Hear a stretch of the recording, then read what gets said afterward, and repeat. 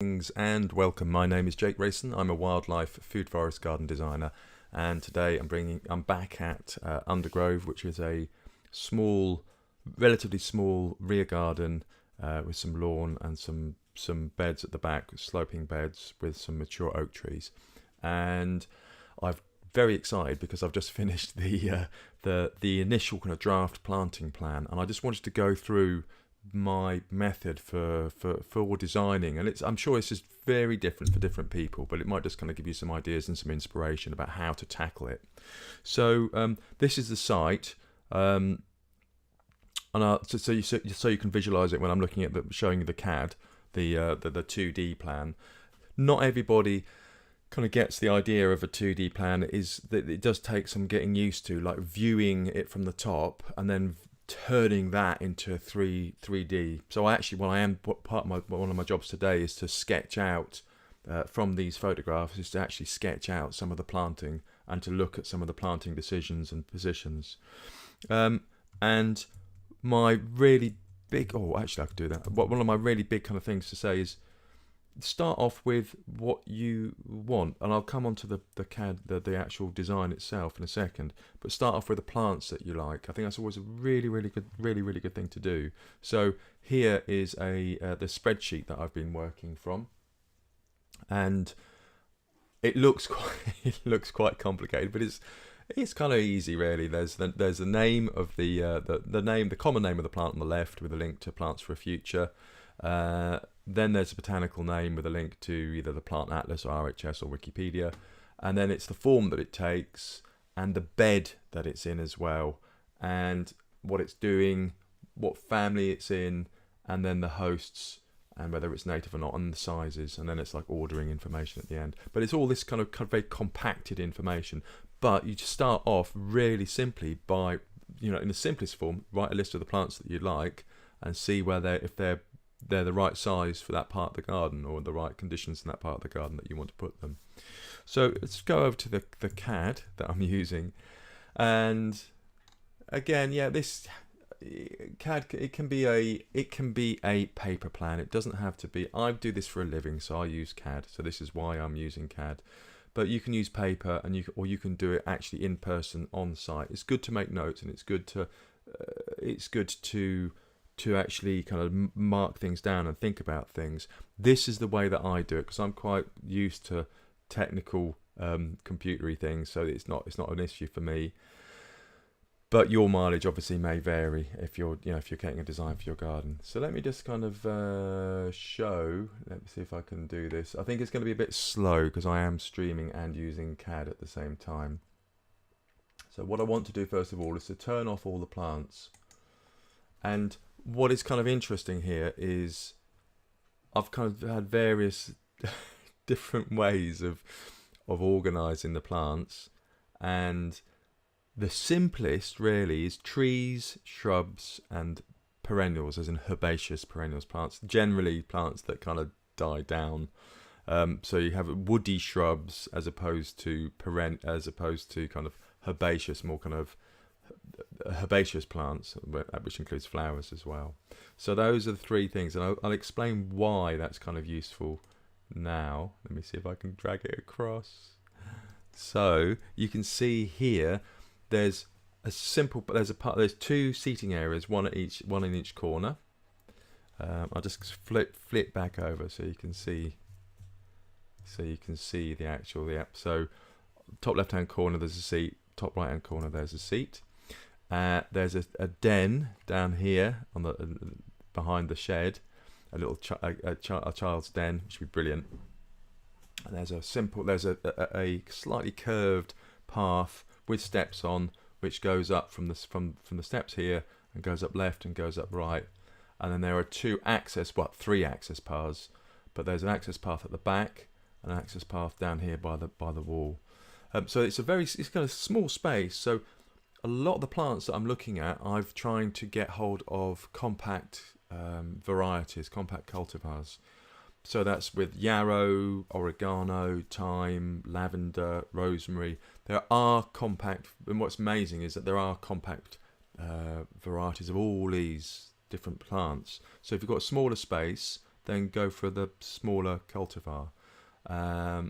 So yeah, it's kind of limiting, but at the same time, it makes you think about the plants that you're putting in. Oops, I can turn that off either. So the first thing then really is get your structure sorted out. And there's a chap called Rakesh, who is a forest garden designer, and he says the same thing. It's like, use PARs to define your areas and to look at access. And I say this, it's the backbone. Funnily enough, it's as important as as the trees, because it's the human side, the human element. You're looking at access and you're looking at definition of the different areas. So it's amazing, actually. Just having this garden will be quite incredible when it's finished, because there'll be 3 areas in a small space, and all 3 separate areas which have been kind of defined, and it's access to all of them with plants in between. It just will make such a difference. So that's the first thing. So the main path that I'm putting in is going to be self-binding gravel. And it's going to have some timber sides to it, large. What's the name? Yeah, large wooden sides to the path. And then there's going to be bark paths. These are access paths. There will still be hardcore underneath, and then a layer of bark. Stuff will grow in it, but it's just like you weed it out. But it's more to define the path, so to kind of be able to. It makes it easier to kind of keep that access there, because you want to have access to the trees at the back. And I think making it a bed in its own right, making that entire space a bed, there's not really enough. You can't reach over and do the weeding and stuff. So it's actually, PARs are really, really good for that, for access, for maintenance, for weeding. So that's the structure. So the first thing is the structure of it, and then the next part of the structure, the structural stuff, is putting in the trees, and this applies to all garden sizes as well. So we've already got, as you can see from the photograph, that we've already got some lovely, beautiful mature oaks, and then I'm putting trees in. They're going to be espalier fruit trees, because obviously I'm a forest gardener and I like to put edibles in where I can, and I use natives for wildlife. So I'll put espalier trees around here over the plastic fence. Not my favourite fence. It's a plastic fence, but you've really got to work with what you've got. And then I will be putting some wooden trellis in as well. So there's some issues around fixtures, but they're all surmountable. So that will be the next phase. So put the PARs in, and then it's the trees. And because of the space, it's espaliers, mostly espaliers. And then just around about here on the right hand side, I'm going to have one crab apple. Not terribly sure. I've gone for golden hornet, but I might go for something else like sentinel on a small rootstock, and then that will be a focal point at that end. So that's the trees. So you put the trees in. So I've got the tree layer on. Then the next layer is the shrubs. And now the shrubs are really, really important, because for any kind of garden, really, from a kind of visual point of view, they're providing the structure in the winter. So I've got a mixture of evergreen and deciduous, but they're my favourite. Not my favourite. This is the problem. You have lots of favourites, but is aronia, and there's just about room. It's brilliant for an aronia brilliance, which is an aronia cross prunifolia, and they have glorious white flowers, and then berries at this time of year, which are edible berries. And you can juice them, you cook with them. You can even I'm not that keen on the taste of them raw, but I prefer them cooked. But they're lovely. That's just like amazing, and they have beautiful foliage in the autumn as well. So these will provide a real kind of centre point for when you're going up the steps. There'll be one straight in front of you, and then there's lingonberries, which is evergreen, Chilean guava, which is evergreen, salal, which I haven't grown before, Gaultheria chalon, that's evergreen, I think. And blueberries, which are deciduous, bilberries, and they're providing all the kind of the main structure on that strip. So that's what you see across the year. You'll see that structure. So it's kind of important to provide the layers. I do have some evergreen ferns in and other evergreen plants as well. So it's the kind of evergreenness. With a small garden, since something dies down, you'll notice a big old hole in it. So I'll be revisiting as I'm actually creating the garden, landscaping the garden. I will be revisiting. So I've also got climbers on here as well. So there's a rose at the end of the shed, which would be amazing, just because it will come out from behind the shed, up the fence, up into some trellis, and yeah, there's just enough space to get it in there, and it will spread over. So that should be amazing. And then a honeysuckle going up the oak tree, which is in the garden, and that will provide a visual. That will just follow the line of the tree. And the same thing for the next oak along. I want to grow a rose up there, and there's a rose called Madame Alfred Carrier, and that's really vigorous white rose. We've got one here actually, and it's amazing. So that will just be stunning to grow that up in the tree. So that's the shrub layer, and there's lots of other ones as well. I've got to again revisit these. There's winter savoury. There's wood sage, which I'm not sure about. Again, I haven't grown it. I've heard about it. Tucarum, what's it called? Scorodonia wood sage, and it'll provide. What you do really want to do with the garden is you want to provide cover as well. So that's what's great about evergreen plants like ivy, is that they will provide cover across the year. And the same with wood sage too, and rosemary and lavender.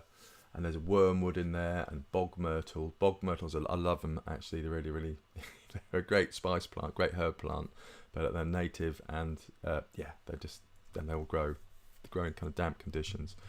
But they're brilliant. And then I have also got, that'll do for now. So that's the idea then. Small cultivars of shrubs to provide the structure, evergreen, and also to provide cover for wildlife, because there's a pond in a half a barrel here, so it's providing that cover. Really important to provide some cover. And then finally is the perennial layer, which is a whole load of plants. Now originally I was thinking about putting in daylilies, and I do like daylilies, but firstly there's not enough sun, secondly there's not enough space, because the idea isn't there's not this kind of idea of growing crops for to feed the whole, to feed the family. It's more having a woodland wildlife garden with edibles in it. So, like the aronia berries, the Chilean guava berries, the lingam berries, the blueberries, but they're there as part of the garden, if you see what I mean. So it's not grown for massive productivity. And a better use of the space is to grow herbs, because the people who live there, the clients are both are keen cook a lot, and a herb garden makes a lot more sense. So it's been great. I've been going through all the different herbs and looking at different options and plants, and so I've put in a whole range of different herbs. I've also put in a campanula, Adria bellflower here as well, to break up, because what you will find is you have a raised bed like that, it kind of really sticks out. No matter what the planting is you have, it's really nice idea to get a trailing plant over it. There is a soapwort. The native one is more upright actually, and I can't remember what the name of the other soapwort is. A planted one, but it works really well in breaking up those lines and softening the whole garden. So I've done that with a bellflower here, and then there's a whole range of different plants and wildflowers, a load of different alliums. I won't go through them at the moment. I left some spaces around as well. I think it's important not to. It's good to put in lots of plants, but it's also good to give yourself some space. And then finally is the ground cover, and ground covers in forest gardening. Ground cover is a bit of a funny situation, because if you've got a lot of plants in a particular area, they are that ground cover, and then you don't need ground cover. So like here I've put chamomile down, But actually, you know, we've got winter savoury and hyssop, and if that grows well and they spread and expand, there won't be any need for the ground cover. So ground cover really it's another plant. So I think you can treating it as a separate layer can be a little bit confusing at times. I put it in as a suggestion when it comes to actually planting and counting the number of plants that I want to put in that area. Then I'll treat it as an individual plant, and the same goes for Ajuga reptans for bugle, which is a great evergreen, a great evergreen ground cover, native ground cover as well. Really, really good for wildlife, and you get purple cultivars of it. And so I want to put that in the bed over here. I was going to put Taiwanese bramble there, but I think purple bugle would be much a better choice. And again, repeat that across the garden. And there's sweet wood rough at the top, and excuse me. Yeah, and I've lungwort down in the little nook down by the children's den. So those kind of 3-4 different layers. So you build up from the path, then you kind of design your trees, get an idea where your trees are going to go, and then your shrubs to provide the structure, and then it's the perennials, herbaceous perennials, and yeah, give yourself a bit of flexibility when you're doing this, because you do want to think about moving things about the place. For example, when I go back, I am going to be looking much more closely at where the light is coming at different times of the year. So down in this corner, down here, I am going to be putting in some ferns, and I just kind of, it'd be amazing. So there's a scaly male fern, which is evergreen, and common polypody. I don't know if that's how you pronounce it. Which is, it grows all over the place here, so you grow it in this bed down here, and this bed here, and this bed at the top, and it provides some continuity, and it provides cover as well, and it provides an evergreen structure, visual structure too. So it's kind of good. So yeah, there we go. So that's my that's my woodland wildlife garden design, which I'm really excited about. And as I was saying, today I'm doing some sketches for it, and then I'm going to start ordering the materials as well, and kind of measuring up the area and getting the materials right, and putting in the different steps, and putting in there's going to be gabion, and I need to order the raised beds and extend the bed and putting the paths in. It's great. It's going to be a lot of work, but it's going to look absolutely stunning at the end of it, I think. So very lucky to be working on it. Okay, there we go. I hope that's useful, thinking in layers, designing in layers, and this applies to forest gardens as well as wildlife gardens and woodland gardens. Different plants, different situations, different sizes, but it's the same principles that you're looking at. Okay, thank you very much for watching, if indeed you have been. See you again soon. Cheers, bye.